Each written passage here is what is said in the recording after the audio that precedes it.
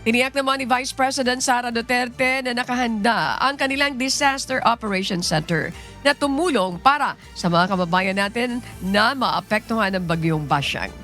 Naglabas ng video message si Vice President Sara Duterte kung saan tiniyak nito na nakahanda ang Disaster Operations Center ng Office of the Vice President para tumulong sa mga kababayan natin na naapekto o apektado ng bagyo. Kaalinsabay nito ang pinapaalalahanan ng Vice Presidente ang ating mga kababayan na gawin ang iba yung mga paghahanda at pag-iingat sa gitna ng nararanasang kalamidad sa bansa. Kabilang nandito ang paghahanda ng mga pribado at pampublikong sasakyan, mapalupa, dagat o himpapawid man ay dapat niyang tiyakin na nasa maayos na kondisyon at ligtas na gagamitin.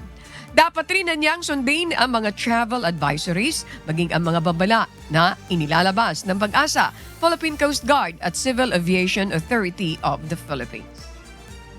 Itinayo namin ang Disaster Operations Center sa tanggapan ng Pangalawang Pangulo upang makipagtulungan sa mga lokal na pamahalaan sa pagbigay ng tulong sa ating mga kababayan. Ang DOC ay laging handa na magbigay ng suporta sa unang pagtugon ng mga lungsod at munisipalidad.